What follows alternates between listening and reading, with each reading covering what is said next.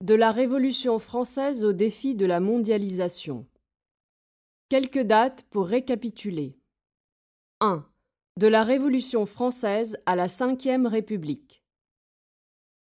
1789. Louis XVI convoque les États généraux.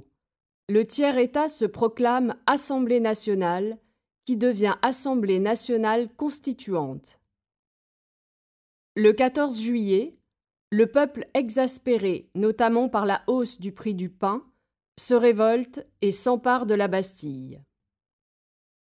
Le 26 août, les Français mettent fin aux privilèges et à l'absolutisme. L'Assemblée adopte la Déclaration des droits de l'homme et du citoyen. Le roi refuse de la signer. Il tente de s'enfuir à l'étranger, mais il est reconnu et arrêté. En septembre, la Convention vote l'abolition de la royauté et proclame la Première République. 1791. Olympe de Gouges, révolté par la Constitution qui écarte les femmes de la vie politique, écrit la Déclaration des droits de la femme et de la citoyenne. 1794. Révolte des esclaves de Saint-Domingue et abolition de l'esclavage dans beaucoup de colonies françaises. 1799 à 1804. Le Consulat. 1804. Napoléon Bonaparte est sacré empereur. En quelques années, le nouveau régime réalise des réformes qui réorganisent la France dans le domaine de l'éducation, de la justice, de la finance et du système administratif. En particulier, le Code civil des Français, qui prend le nom de Code Napoléon en 1807, unifie le droit, confirmant l'égalité des citoyens devant la loi et garantissant la propriété privée. 1812. Le territoire français est à son extension maximale. 1814. Une charte, constitution, inspirée par la monarchie anglaise, établit une monarchie constitutionnelle en France. 1815. Défaite de la France à Waterloo, après 23 années de guerre, mais les conquêtes de Napoléon ont permis de diffuser les idées révolutionnaires dans toute l'Europe. Dans tous les pays européens, à des degrés différents, les mouvements libéraux réclament davantage de liberté, de presse religieuse, de constitution et le droit de vote. 1830. Louis-Philippe Ier devient roi des Français. Premier pas du mouvement féministe en France. 1846. La situation économique du pays commence à se dégrader à cause des mauvaises récoltes et d'une crise industrielle et financière. Le mécontentement monte. 1848. Louis-Philippe abdique, la Seconde République est proclamée. Décret d'abolition de l'esclavage. Les femmes demandent l'égalité des sexes, le droit de vote et le droit au travail. En décembre, Louis-Napoléon Bonaparte est élu président de la République. 1851. Grâce à un coup d'État, Louis-Napoléon Bonaparte prend le pouvoir, fait arrêter les opposants monarchistes et républicains, puis dissout l'Assemblée. C'est la fin de la Seconde République. 1870. Défaite de Napoléon III à Sedan. 1871.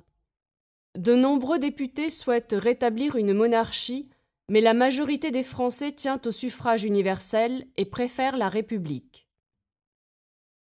1875.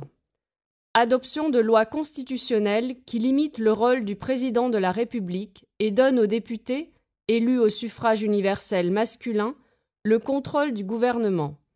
La République devient une démocratie libérale et parlementaire. 1881.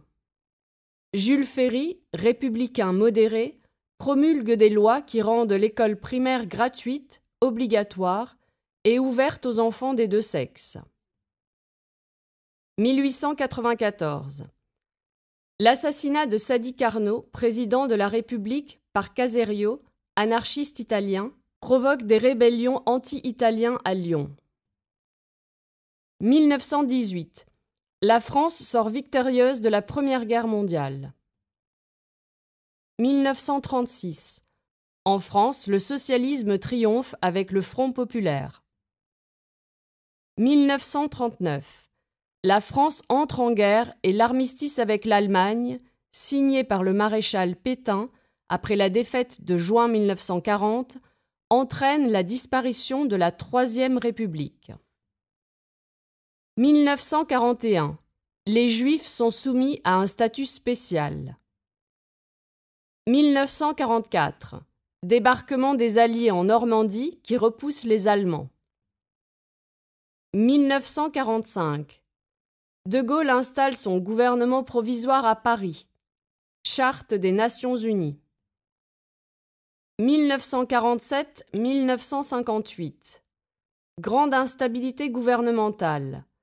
24 gouvernements se succèdent, certains d'entre eux ne durent que quelques jours. Augmentation du niveau de vie due au plein emploi, au développement du crédit et à la hausse des salaires. 1954. Défaite de la France en Indochine, à Dien Bien Phu. Le premier feu de l'incendie de la décolonisation éclate. L'Indochine accède à l'indépendance. 1958. Naissance de la Ve République. De Gaulle en devient le premier président. 1962. Un référendum instaure l'élection du président au suffrage universel direct. Fin de la guerre d'Algérie. L'Algérie obtient l'indépendance. 1969-1974. Georges Pompidou est président de la République. Période de mutation économique et d'industrialisation du pays. 1974-1981. Valéry Giscard d'Estaing est président de la République. Il multiplie les réformes en faveur des jeunes et des femmes. À partir de 1974, le premier choc pétrolier provoque une crise économique en France. 1981-1995. François Mitterrand est président de la République. Il fait plusieurs réformes sociales significatives. Abolition de la peine de mort, semaine des 39 heures, 5e semaine de congés payés, instauration du RMI, retraite à 60 ans. Pendant sa présidence, de prestigieux édifices ont été réalisés. Pyramide du Louvre, Bibliothèque nationale de France, Arche de la Défense. 1995-2007. Jacques Chirac est président de la République. La politique d'austérité du président et la réforme de la sécurité sociale entraînent un mécontentement qui s'exprime dans un vigoureux mouvement de grève à la fin des années 1995.